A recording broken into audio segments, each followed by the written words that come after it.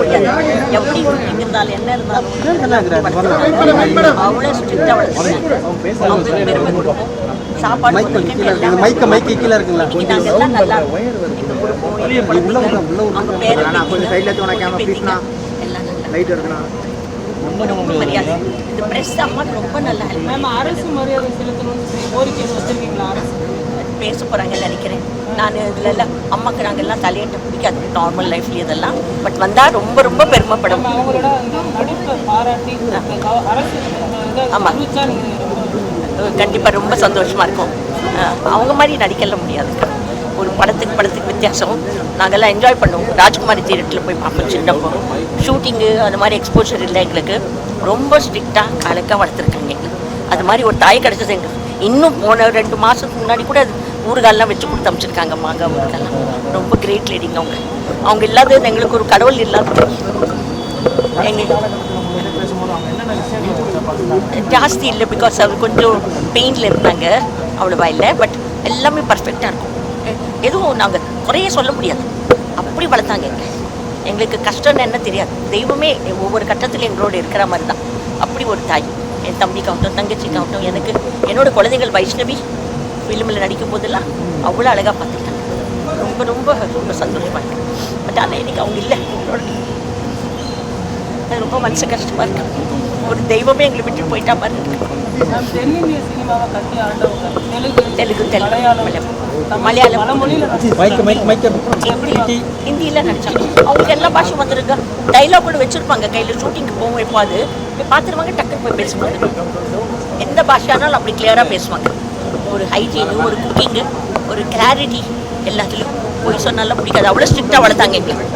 லிப்ஸ்டிக்கெல்லாம் நாங்கள் கல்யாணம்லாம் ஆன அப்புறம் தான் போட்டோம். அப்படி ஒரு ஸ்ட்ரிக்ட் நல்லா வளர்த்தாங்க. ரொம்ப ரொம்ப ஹாப்பி நான். பட் மம்மி இல்லாதது உலகத்தில் எனக்கு ரொம்ப கஷ்டமாக இருக்குது.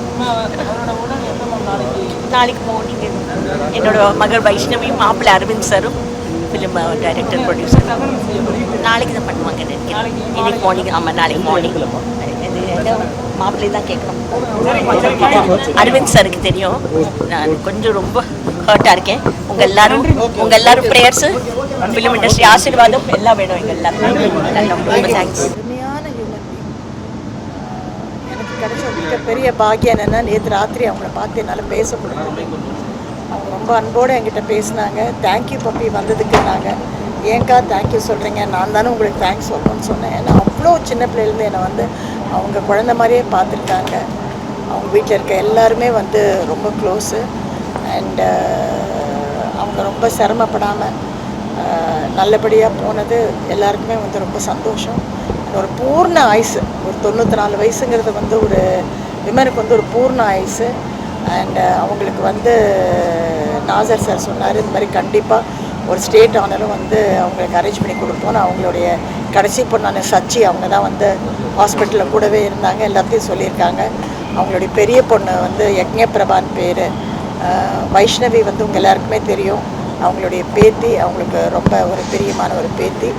அதே மாதிரி அவங்க பெரிய மகன் தம்புன்னு சொல்லிட்டு அவரும் வந்து அமெரிக்காவிலேருந்து வந்திருக்காரு. ஸோ எல்லாருமே இங்கே இருக்காங்க. இப்போ அம்மா வந்து நல்லபடியாக வழி அனுப்புறதுக்கு. ஸோ அரசு தரப்பில் கேட்டிருக்காங்களா இந்த மரியாதை கொடுக்குறதுக்கு? இவங்க ஃபேமிலி சைட்லேருந்து கேட்கல. ஆனால் நாசர் சார் வந்து நான் அப்ரோச் பண்ணியிருக்கேன்மா, நான் கண்டிப்பாக வந்து அதுக்கு ஏற்பாடு பண்ணுறேன்னு இவங்கக்கிட்ட சொல்லியிருக்காங்களா. அதாவது கடைசி மகளான சச்சிக்கிட்ட சொல்லியிருக்காங்க.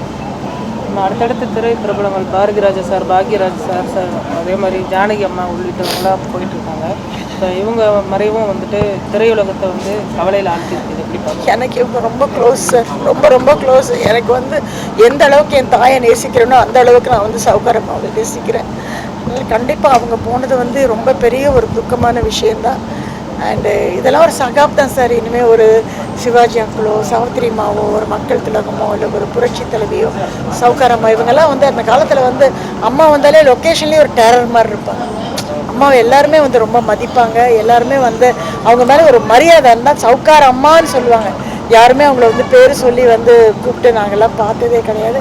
கடைசி வரைக்கும் ராணி மாதிரி அவங்க தைரியமாக வந்து பெங்களூரில் அவங்க வாழ்ந்தாங்க. அவங்க நான் ரெகுலராக ஃபோன் பண்ணி அம்மா கிட்ட பேசுவேன். கடைசியில் மாலை நான் இப்போ அவங்க மேலே போட்டது வந்து என் வாழ்க்கையில் எனக்கு கிடைச்ச மிகப்பெரிய ஒரு பாக்கியமாக நான் நினைக்கிறேன். நாளைக்கு முதல்வர் எதுவும் வராரா? அஞ்சலி செலுத்த, மரியாதை செலுத்த வராரா?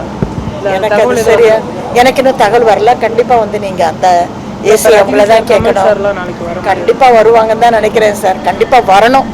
ஏன்னா அப்பேற்பட்ட ஒரு சகாப்தம் இவங்க. ஸோ இவங்க கூட வந்து நடித்தது இல்லை, நடிக்காமல் இருக்கிறவங்க கூட இவங்களுக்கு வந்து மரியாதை செலுத்துவாங்கன்னு தான் நான் நம்புகிறேன்.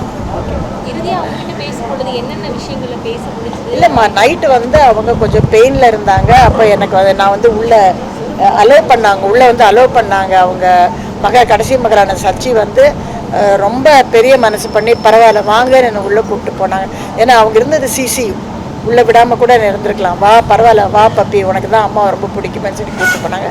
நான் போய் அம்மா கையை பிடிச்சி, அம்மா நான் வந்திருக்கேன்னு அப்படி பார்த்தாங்க. Thank you puppy, thank you. நாங்கள் எனக்கேம்மா தேங்க்ஸ் சொல்கிறீங்க அப்படின்னு நான் அங்கேயே அழுதுட்டேன் நான். ஸோ அதுக்கு மேலே நாங்கள் அங்கே இருந்து அவங்களுடைய என்ன சொல்கிறது, அவங்கள டிஸ்டர்ப் பண்ண விரும்பலை. ஏன்னா அவங்க கொஞ்சம் பெயினில் இருந்தாங்க. ஸோ அதுக்கு மேலே நான் ரொம்ப நேரம் அங்கே நிற்கல. ஆனால் நைட்டு பூரா அங்கே தான் இருந்தேன், ரொம்ப நேரம் அங்கே தான் இருந்தேன்.